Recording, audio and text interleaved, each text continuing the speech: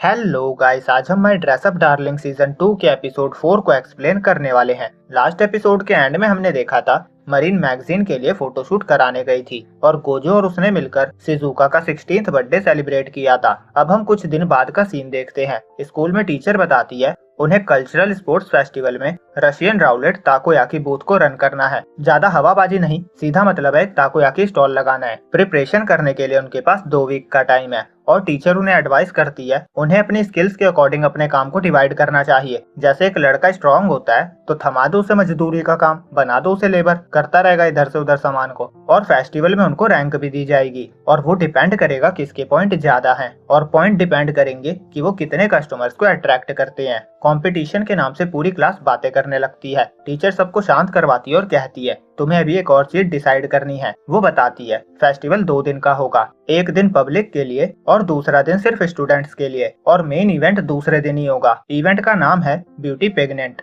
इसमें हर क्लास को एक कैंडिडेट पिक करना होगा और जो भी इस ब्यूटी कॉन्टेस्ट को जीतेगा उस क्लास को एक्स्ट्रा पॉइंट्स मिलेंगे। और जहाँ ब्यूटी की बात की जाए वहाँ मरीन किटागावा का नाम कैसे ना आए, तो बस सभी स्टूडेंट मरीन का ही नाम चैंट कर रहे थे। तभी टीचर कहती है पहले रूल तो सुन लो। रूल है लड़के को लड़की का कॉस्प्ले करना होगा और लड़की को लड़के का। ये सुनकर मरीन एक्साइटेड हो जाती है क्योंकि उसे क्रॉस कॉस्प्ले करने का मौका मिल रहा था। वो फटाफट मान जाती है। वो कहती है वो रेई का कॉस्प्ले करेगी। रेई बहुत फेमस था, वो मांगा और टीवी शोज दोनों में ही इक्वली फेमस था। कोई मरीन से पूछता है वो उसके कौन से सीन का कॉस्प्ले करने वाली है। मरीन बताती है बेंटो सीन का, जो शो का one of the best scene था और सभी उस सीन को देखकर इमोशनल हो जाते थे। टीचर मरीन से कंफर्म करती है वो रेडी तो है ना, और बताती है कि उसे ड्रेस के साथ साथ परफॉर्मेंस के लिए भी पिच रेडी करनी होगी। एक लड़का कहता है तुम्हें जीतना ही होगा, अच्छी ड्रेस बनवाना। मरीन कहती है उसकी चिंता मत करो। वो चिल्लाती हुई गोजो का नाम लेती है ना गोजो। सभी क्लासमेट्स हैरान हो जाते हैं कि वो गोजो का नाम क्यों ले रही है। नोवा बताती है गोजो ही मरीन की कॉस्ट्यूम्स बनाता है। सभी लोग गोजो को देखने लगते हैं जिसकी वजह से वो नर्वस हो जाता है और मरीन जोश के साथ कहती है हम ही जीतेंगे। अब घर जाकर गोजो उस मांगा के बेंटो आर्क को रीड करता है और वो बहुत ज्यादा इमोशनल होकर आंसुओं की बाढ़ ले आता है। फिर अगले दिन स्कूल में वो अपने सारे इमोशंस मरीन के साथ शेयर करता है और कहता है मैं उसे खुश देखना चाहता हूँ। फिर वो उसे कॉस्ट्यूम का स्केच दिखाता है और एक्सप्लेन करता है उसे क्या क्या करने की जरूरत है और वो अपनी फीमेल पर्सनैलिटी को कैसे हाइड करके एक लड़का दिख सकती है। पर इसमें भी एक प्रॉब्लम आती है कि मरीन की कमर का साइज बहुत कम था, वो रेई की तरह नहीं दिख पाएगी। गोजो इस बारे में बात कर रहा था और मरीन सोचती है इसे मेरी सारी मेजरमेंट्स याद है। गोजो पूछता है तुम कमर का क्या सॉल्यूशन करोगी। मरीन शॉक हो जाती है। वो अपने अंदरूनी ख्यालों से बाहर आती है और कहती है हमें 2 वीक मिले हैं, कुछ न कुछ कर ही लेंगे। गोजो बताता है मैं कॉस्ट्यूम्स बनाने में ज्यादा टाइम नहीं दे पाऊंगा क्योंकि टीचर ने लड़कों को क्लास डेकोरेट करने की ड्यूटी दी है, तो मुझे कॉस्ट्यूम बनाने के लिए ज्यादा टाइम नहीं मिलेगा। और इसीलिए मरीन डिसाइड करती है कि वो ड्रेस खुद बनाएगी। वो सभी सामान की लिस्ट बनाते हैं और क्योंकि गोजो उसके साथ शॉप पे नहीं जा सकता तो वो जरूरी पड़ने पे उसे कॉल करने को कहता है और सजेस्ट करता है कि वो उसामी से भी एडवाइस ले सकती है। फिर वो मरीन से दोबारा कंफर्म करता है पक्का वो कॉस्ट्यूम बना लेगी ना। मरीन हाँ कहती है, पर गोजो फील कर पा रहा था वो नर्वस है। वो कहता है मैं तुम्हें गाइड वर्क प्रोवाइड कर दूंगा जिससे तुम्हें बनाने में कोई प्रॉब्लम नहीं होगी।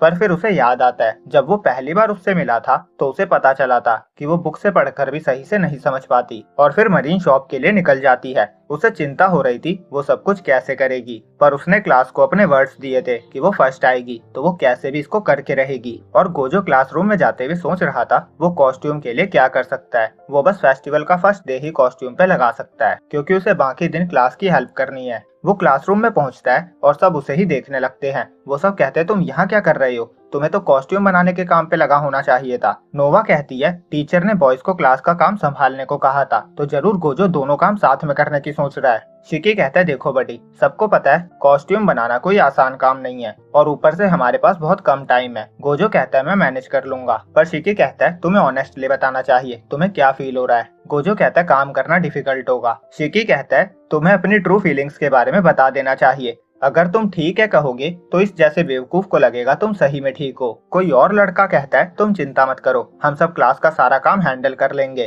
तो तुम आराम से कॉस्ट्यूम पे फोकस करो। क्लास की दूसरी लड़कियां भी कहती है हम सिलाई में अच्छी नहीं है, अगर हम हेल्प करने की कोशिश भी करेंगे तो हम कोई ना कोई प्रॉब्लम और खड़ी कर देंगे, तो बस गोजो ही अकेला है जो कॉस्ट्यूम बना सकता है। फिर नोवा पूछती है मरीन कहाँ है? गोजो बताता है वो शॉप से कॉस्ट्यूम के लिए मटेरियल लेने गई है और पूरी क्लास को बताता मरीन को जो लाना होता है वो उसे छोड़कर फालतू की सारी चीजें ले आती है। वो सभी डरावनी शक्ल बनाते हुए कहते हैं उस पे भरोसा नहीं किया जा सकता, वो ऐसा सामान ले आएगी जो हम सब ने कभी सोचा भी नहीं होगा। वो सब गोजो को जल्दी से जाने को कहते हैं। गोजो फटाफट मरीन को कॉल करके पूछता है वो कहाँ है। वो बताती है वो स्टेशन के पास है। गोजो उसे रुकने को कहता है और बताता है मैं भी आ रहा हूँ। फिर दोनों शॉप पे जाते हैं और उसामी को कॉस्ट्यूम के बारे में बताते हैं। उसामी उन्हें मैट सैटिन का फैब्रिक यूज करने की एडवाइस देता है जो दोनों को ही बहुत पसंद आता है और फिर वो उन्हें स्किनी टाई भी सजेस्ट करता है क्योंकि वो रेगुलर टाई से अच्छा लुक देगी। और मरीन और गोजो मटेरियल के बारे में बातें करने लगते हैं। उन्हें इतना एक्साइटेड देखकर उसामी कहता है मुझे उम्मीद है इस बार भी ये बहुत अच्छी कॉस्ट्यूम बनाएंगे।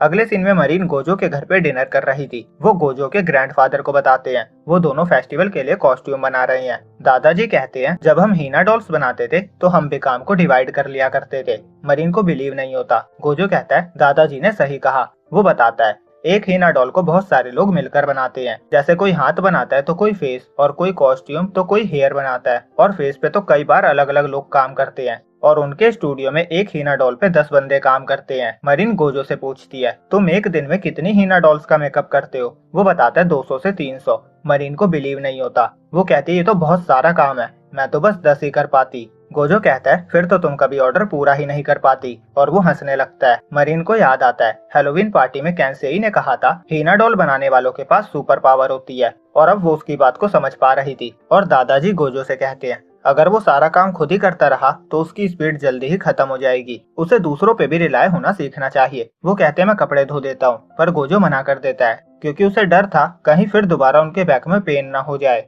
अब घर जाते हुए मरीन दादाजी की बात को याद करते हुए सोच रही थी मैं गोजो की हेल्प कैसे कर सकती हूँ जिससे उस पर बर्डन कम हो जाए। अब अगले दिन स्कूल में दोनों कॉस्ट्यूम के बारे में बातें करते हैं। मरीन पूछती है तुमने नींद पूरी नहीं करी ना? गोजो कहता है नहीं, आज मैं थोड़ा जल्दी उठ गया था। मरीन कहती है आज मैं तुम्हारे लिए बैंटो लंच बनाकर लाई हूँ। गोजो कहता है क्यों, तुम तो कैंटीन से खाना खाती हो ना? मरीन कहती है मैंने सोचा अगर मैं तुम्हारे लिए लंच बना दूं तो तुम्हारा टाइम बचेगा और तुम कॉस्ट्यूम में और टाइम दे पाओगे। गोजो सोच रहा था ये हमेशा फ्राइड राइस ही बनाती है तो शायद इस बार भी इसने यही बनाया होगा। वो पूछता है तुम क्या लेकर आई हो? मरीन कहती है मुझे बताने में शर्म आ रही है, तुम लंच में ही देख लेना। अब लंच में गोजो भी नर्वस था कि पता नहीं उसे क्या खाने को मिलेगा, और मरीन भी नर्वस थी क्योंकि उसने आज तक बैंटो नहीं बनाया था। वो कहती है प्लीज हंसना मत, और वो पेश करती है spam rice ball sandwich. Gojo खुश हो जाता है। वो कहता है ये तो बहुत टेस्टी लग रहा है, तुम्हारे हाथों के बैंटो ने मेरे दिल की धड़कन बढ़ा दी। मरीन लाल हो जाती है। वो बहुत ज्यादा खुश थी कि उसने लंच बनाने का डिसाइड किया। वो कहती है मैं कल भी तुम्हारे लिए बनाकर लेकर आऊंगी। गोजो थैंक्स कहता है, और जब वो उस राइस बॉल को हाथ में लेता है तो वो उसे बहुत भारी लगता है, मतलब उसका चिंता करना लाजमी था। अगले दिन मरीन फिर उसके लिए स्पैम राइस बॉल सैंडविच लाती है। उसके अगले दिन फ्राइड चिकन, फिर उसके अगले दिन मीट रैप्ड राइस, और रात में मरीन गोजो के घर पे डिनर करती है। गोजो ने फिश और वेजिटेबल्स बनाई थी जो पिछले कुछ दिनों के लंच से बहुत हेल्दी थी, और मरीन को भी वो बहुत पसंद आता है। और यहीं पे ये एपिसोड एंड होता है।